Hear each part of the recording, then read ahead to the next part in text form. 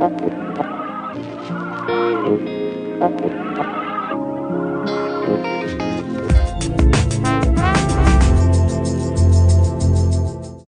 buenas, señoras y señores, bienvenidos. Bueno, que vamos a entrar en mes vacacional judicial. Adrián, buenas tardes. Muy buenas tardes, Bartolo. Digo que ya luego estamos casi vacaciones judiciales, ¿no? Sí, ya estamos con el traje de verano y ya deseando empezar las vacaciones. Sí, y si nos vienen aquí como venimos ahora, aquí con chancletas, ¿cómo se llama eso? Sport. Sport, ¿no? Esto, ¿no?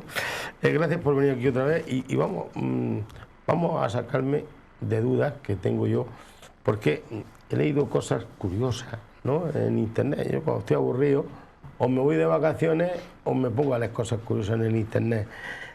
A finales del mes pasado conocíamos que el juzgado de Murcia había desestimado una custodia impartida, pero no de hijos, sino de un perrito, de Inside.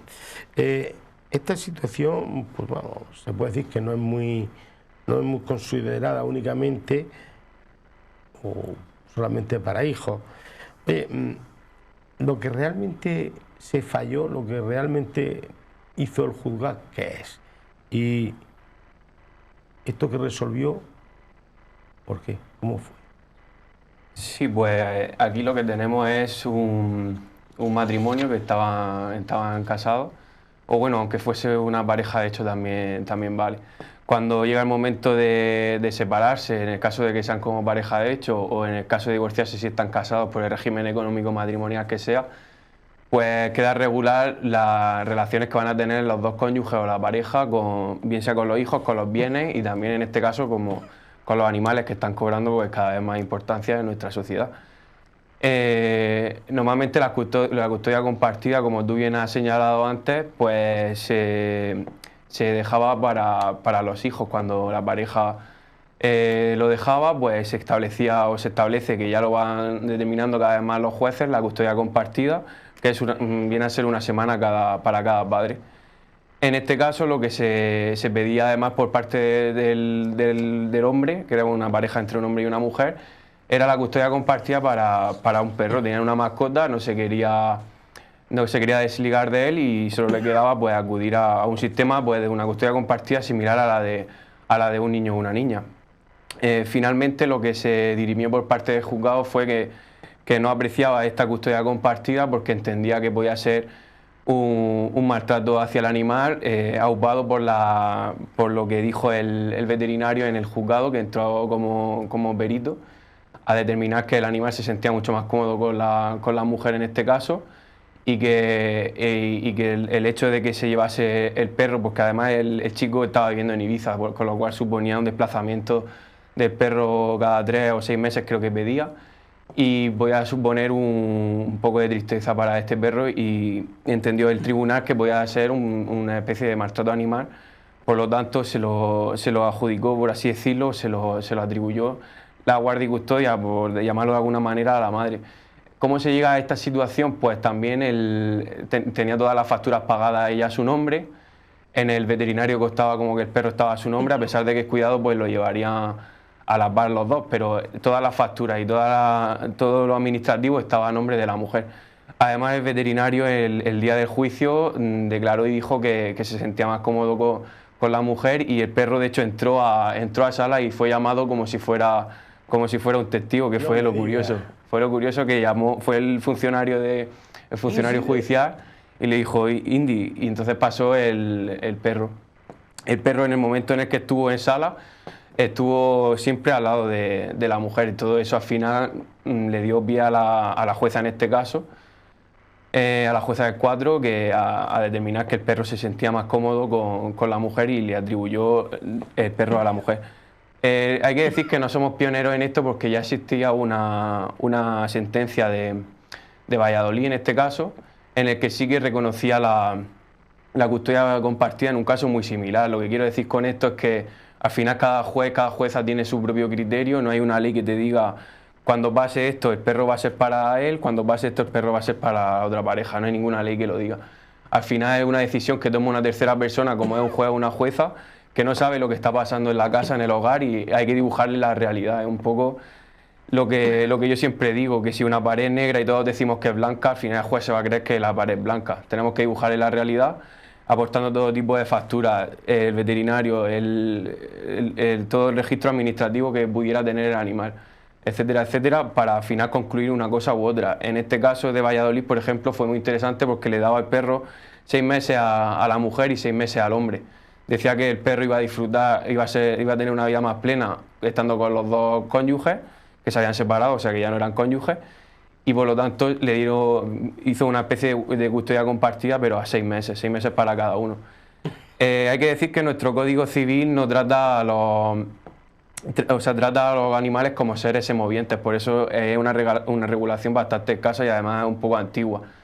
Sí que hay un proyecto de ley que está hablando de seres dotados de sensibilidad, le están dando más protagonismo en nuestra sociedad porque creo que es la que tienen los animales y es lo que se le debería de dar, pero están pendientes de votación en el Congreso y mientras tanto son seres semovientes, que quiere decir que se pueden mover por sí mismos. No es como los bienes muebles, que puede ser un coche, que se mueven por la acción del hombre o de la mujer, y los bienes inmuebles, que son los edificios o las fincas, al fin y al cabo, que no se pueden mover. Adrián, digo que cada día hay separaciones como todos sabemos, y cada día hay mascotas, y dentro de las mascotas están las separaciones y está la custodia compartida, ¿no? Por ejemplo, yo está leyendo que el maltrato animal, que tú hablabas, ¿no? Se investiga 3 veces más que hace 5 años, aunque parece ser que se condena muy poco. ¿Por qué?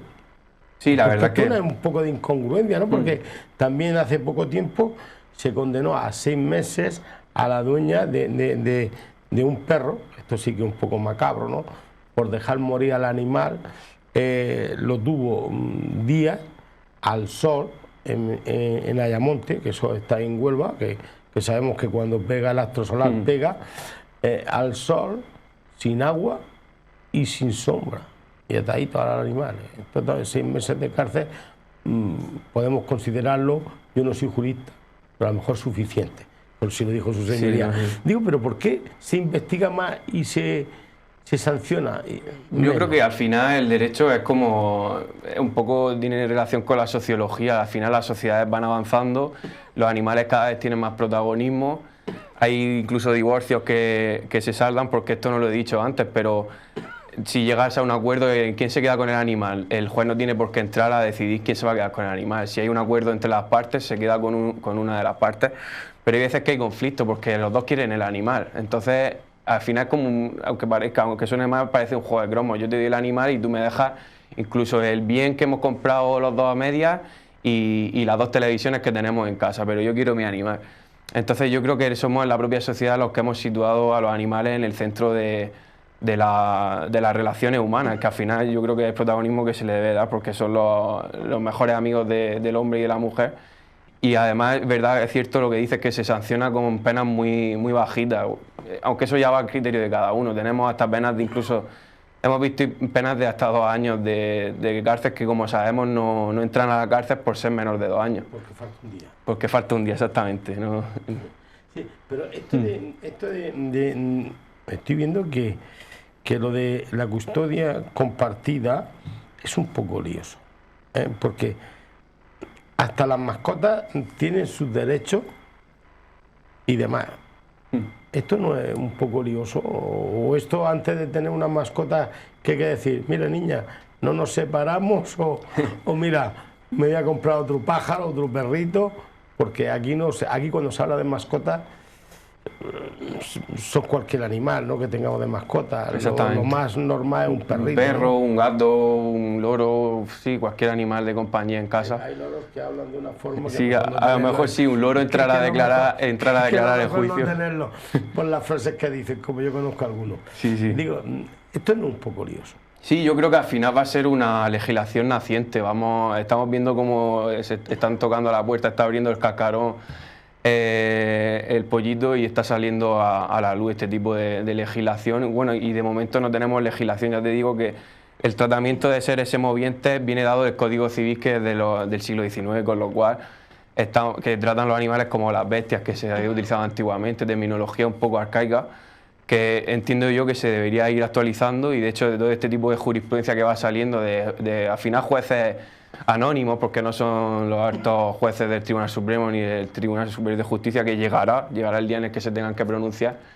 Y son, yo creo que jueces y juezas valientes que cada vez le están dando el protagonismo que se merece a las mascotas, y yo creo que al final tendremos una ley bastante clara que evite todos estos problemas de custodia compartida, que también está, por qué no decirlo, con el tema de los hijos y las hijas, la custodia compartida, el régimen de visita, guardia y custodia, eso ahí siempre hay problemas en ese sentido. A los letrados, a los abogados en este caso, la situación jurídica de las mascotas os ha pillado con el pie cambiado, os ha pillado falta de estudio y por eso ahora, porque se está poniendo de moda, o están saliendo a la luz más casos de todo esto de la custodia compartida de las mascotas. Sí, bueno, de momento ya te digo, nosotros este tipo de asuntos pues los seguimos con cierta curiosidad también, porque... ¿La curiosidad? Sí, curiosidad, porque es verdad que, por ejemplo, los que hemos llevado nosotros ahí en el despacho, pues al final siempre hay un acuerdo entre las partes y se quedan la mascota o uno o el otro, o si tienen dos mascotas siempre hay uno que quiere más al padre que a la otra, que a la madre, o viceversa. Entonces siempre hay uno que se queda con una persona. Pero sí que es verdad que, pues claro, nosotros seguimos todas estas situaciones desde cerca para el día de mañana, que seguro que vamos a tener algún problema, pues solventarlo de la mejor manera posible, porque ya te digo, al final es que las mascotas están teniendo las mascotas, ¿no? Los animales están teniendo un protagonismo en la sociedad incluso más importante que los propios bienes inmuebles, los propios bienes muebles, que le tenemos bastante cariño, pero al final un animal pues es algo más que eso, y se está demostrando con todo este tipo de situaciones. Sí, porque un mueble puede ser, no, hombre, esto yo lo heredé de mi padre, de mi madre, de mi abuelo, y el perro, pues mira que lo criamos los dos. También hemos tenido problemas con eso.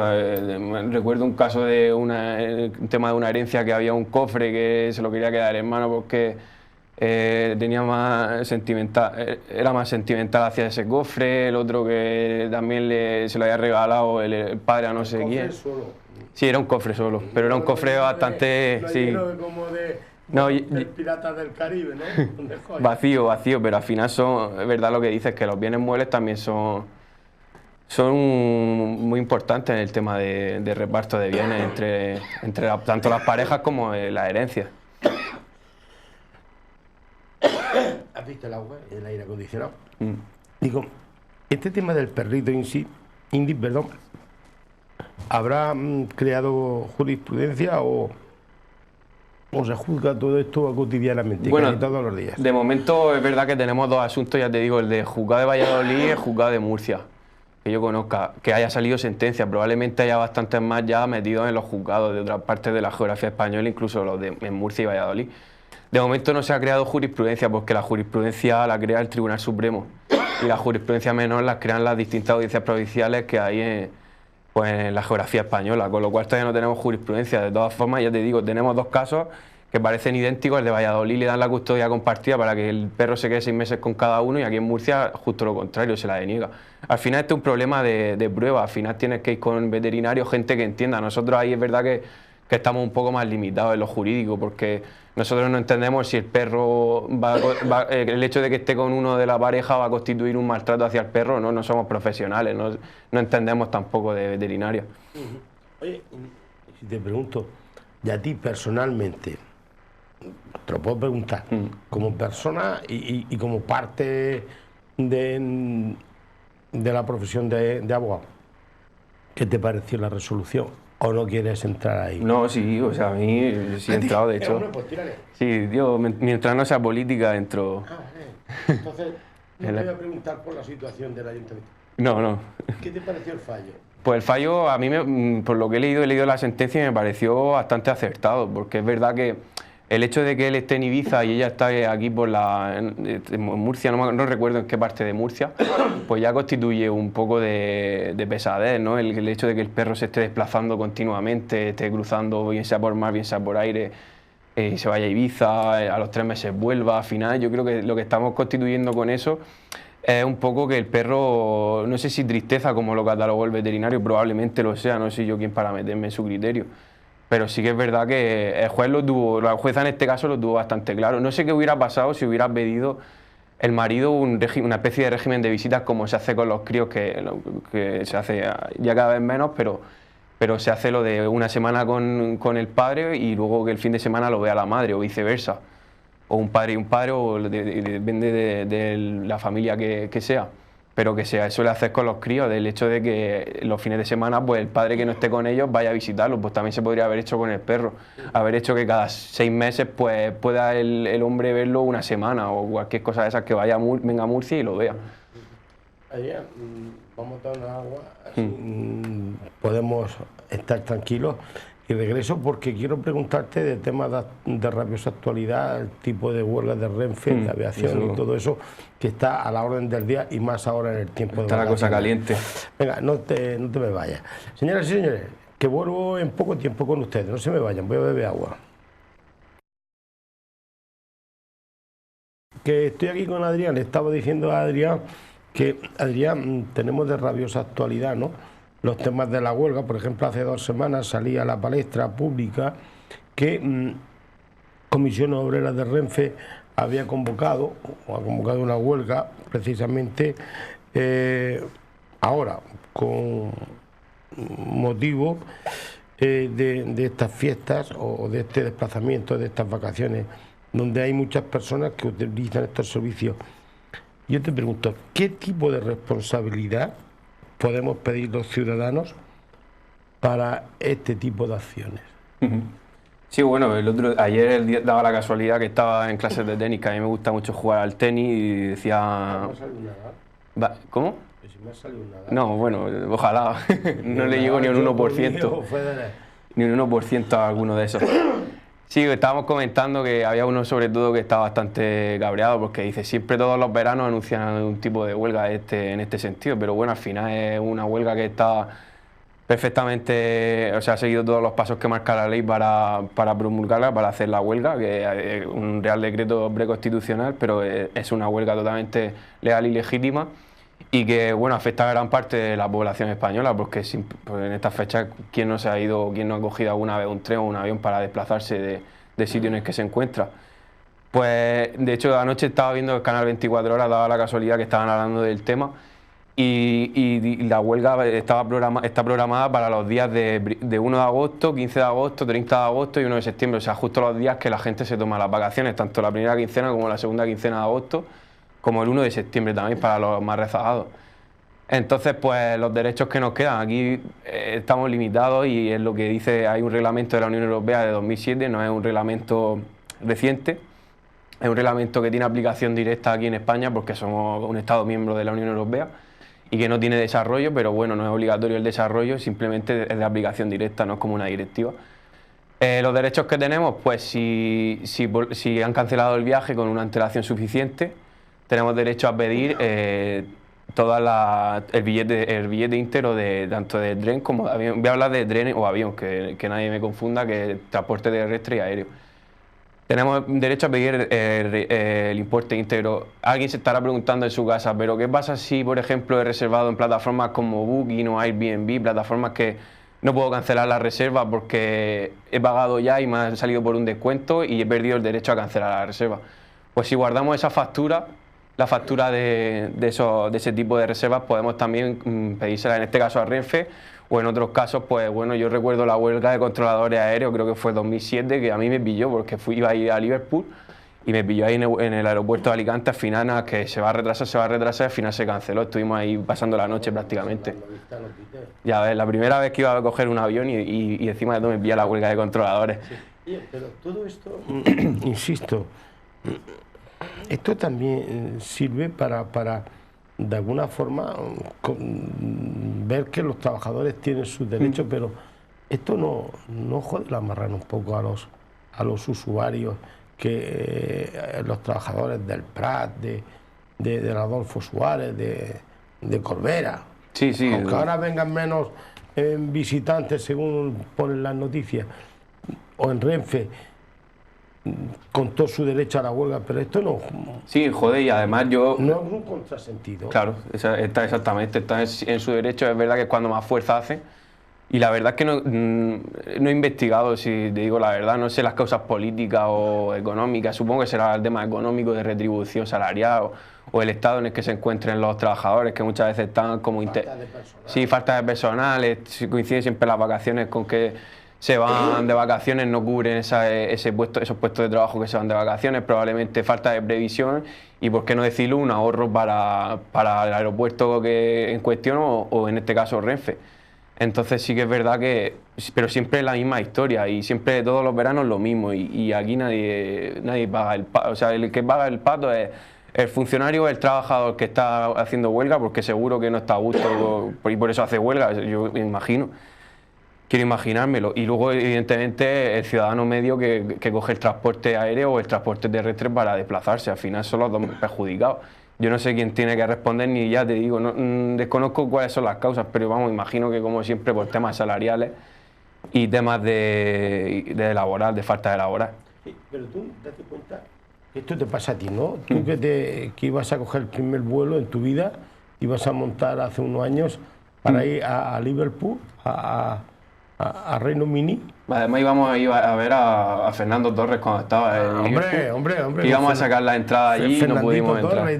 Pero yo te digo, porque en marzo te hago, arreglo seguido, te hago la pregunta, ¿no? En marzo salía publicado en el Real Decreto, en el Boletín Oficial del Estado, donde obligaba a la empresa española a establecer un control horario a cada trabajador. Si tú pierdes el vuelo, si tú cuando vienes para acá está cancelado y tienes que hacer un control horario con tu empresa, esto, ¿qué efectos tendría para ti? Sí, bueno, en ese caso, si tú estás trabajando, imagínate, como has dicho, para una empresa, estás trabajando para la empresa y por lo que sea te manda, yo qué sé, imagínate un juicio en Londres y tengo que ir a hacer el juicio a Londres y por lo que sea a la vuelta me pilla que voy a coger el vuelo y están allí de huelga, que también puede ser, ¿por qué no?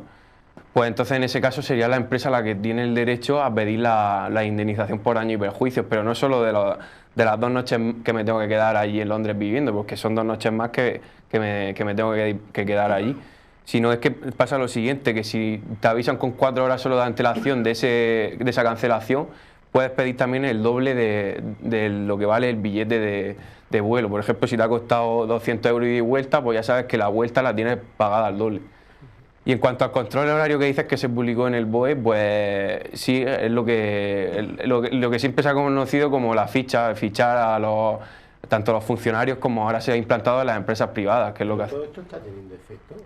Ese es el problema. Nosotros somos bastante recelosos, ¿verdad? La comunidad jurídica, bueno, yo siempre lo hablo con mis compañeros, tanto de despacho como de carrera, y somos bastante recelosos. Siempre nos quedamos con algo hará, algún efecto hará, pero bueno, yo conozco casos que, hombre, evidentemente, pues gente que pica y luego vuelve al puesto de trabajo después de haber picado, que dice, bueno, o luego gente que pica y se va y se tira 1 hora y media de almuerzo y hasta eso ya yo siempre digo que este tipo de situaciones no se arreglan, las leyes sí vienen a paliarlas un poco, pero al final es educación y más educación en la sociedad y civismo. El que hizo la ley hizo la trampa, porque algún efecto hará, pero para ti, ¿qué efecto hace? Porque esta ley de firmar, no sé, sí, bueno, se puede si hacer. Tú estás trabajando, cogiendo melocotones, cogiendo peretas, cogiendo uvas, cogiendo lo que sea, ¿cómo bueno, ahí se controla todo esto? En este tipo de empresas agrarias va el encargado normalmente con una hoja de firma que va ahí todo el... Pues tienes que hacer más firmas que para casarse. Claro, tienes que ir todas las jornadas laborales con tu libreta, con los renglones hechos, una hoja de C. Perico de los Palotes, DNI tal, firma que entra a esta hora y cuando salga también. Que normalmente cuando van y entran firman ya la de salida y luego salen cuando quieren. Sí, porque esto pasará igual, ¿no? Como a los establecimientos, ¿no? Tienes que llevar el control claro, por hora y yo lo hago o cuando dice el médico, mira, te tienes que pinchar la insulina y tienes que tener las cantidades que te marque. Y tú dices, bueno, pues aquí tengo 5, aquí 25, aquí 25 y aquí 0,5. Sí, a nosotros nos gusta más, por ejemplo, el sistema de la huella dactilar, a lo mejor puede ser más efectivo, aunque también sigues teniendo el mismo problema, porque si tú pones la huella de entrada a las 6 de la mañana o a las 8 de la mañana y luego pones, y a la misma vez pones la de salida y luego te vas cuando quieres, pues si no hay ninguna inspección ni nada, y que no salga corriendo el trabajador o alguna historia. Que luego eso también suele pasar, y entonces... En caso de no cumplir puede tener algún perjuicio. Sí, para tiene la empresa. este tipo de incumplimiento, pues es una infracción grave que puede saldarse con hasta 6.000 euros de multa a la empresa, o sea que es un daño bastante... Pues a la empresa, Sí, es a la empresa. Y al obrero no. no, al obrero no. Al obrero evidentemente bastante tiene el pobre ya Currar. con estar trabajando ahora con 40 grados aquí en el campo de Totana. Sí, eso sí es verdad. Digo que... Pero todo esto se puede controlar sí o no, o como tú dices, es muy difícil. Nosotros lo vemos muy complicado. Yo creo que la forma de controlarlo es mediante denuncias anónimas, que el trabajador denuncia anónimamente sin ningún tipo de reparo, decir, oye, que estamos picando a las 8 ya lo de la noche y nos quedamos trabajando y se nos pasan las horas extras, porque al final el objetivo que quiere seguir esta norma es que las horas extras sean retribuidas o sean compensadas mediante vacaciones. Ya. Entonces lo único que se puede hacer es mediante inspección y sancionar, otra cosa no hay. Pero al fin... No, que te iba a preguntar, ¿tú estás para pensar si vivimos en un país de locos o en qué país vivimos? Te digo porque hace unos días leí que un joven presenció un robo, no sé si lo sabrás, de un bolso a una señora mayor, y cuando este hombre intervino para evitar el robo a esa persona, en defensa de la persona, agredió al presunto asaltante con la fatalidad para que este chaval o este asaltante murió. Bueno, pues te pregunto, ¿no existe legítima, o esto no se puede tomar como legítima defensa de este asunto?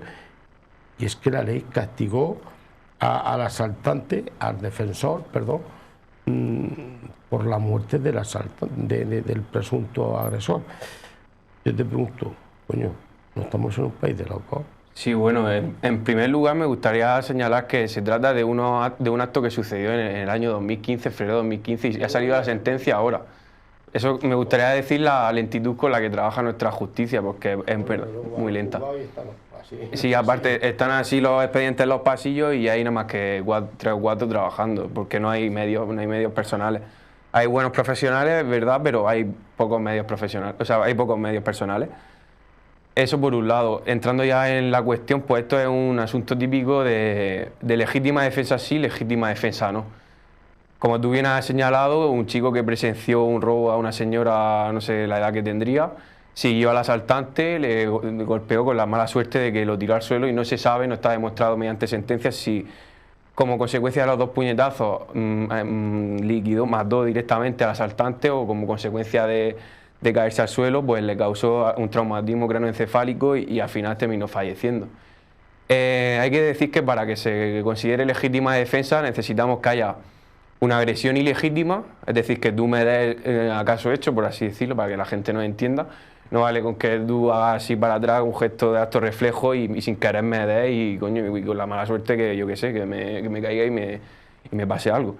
Tiene que ser tiene que ser racional el uso de la fuerza que tú utilizas para repeler ese daño, es decir, si yo te veo un puñetazo o te insulto, no vale con que me saques una pistola y me pegues 2 tiros, pues eso ya no es legítima defensa, ahí no es racionalidad. Y luego tercero, que haya falta de provocación por parte del ofendido, que evidentemente no te provoque. Si te estoy provocando, pues al final ahí no hay legítima defensa. Si te estoy provocando para que me pegues, yo, pues si te pego no hay legítima defensa por mi parte. Eso también entra el debate de un poco a los americanos, ¿no? De que allí entran en sus casas, hay allanamientos de morada y dicen, joder, ahí es que están enseguida con una pistola y se pueden defender. Pues aquí también la agresión ilegítima se considera que cuando hay un allanamiento de morada, por lo tanto sí que nos podemos defender. Es verdad que están las cosas más disciplinadas, más ordenadas en ese sentido y sí, seguramente te tengo que ir a declarar y a rendir cuentas. Pero es verdad que también es la agresión ilegítima de estar el allanamiento de morada. En este caso lo que sucedió pues fue que, claro, en el momento de que él presenció el robo, él podía haber ya directamente agredido y haber considerado, y se hubiera considerado la agresión ilegítima para considerar la legítima defensa.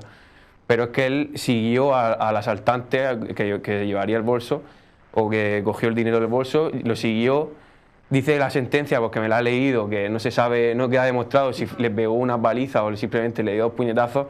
La defensa de él decía que, claro, hombre, obviamente se tenía que defender. Aquí es que no corre, vuela, y más cuando le ves la boca al lobo.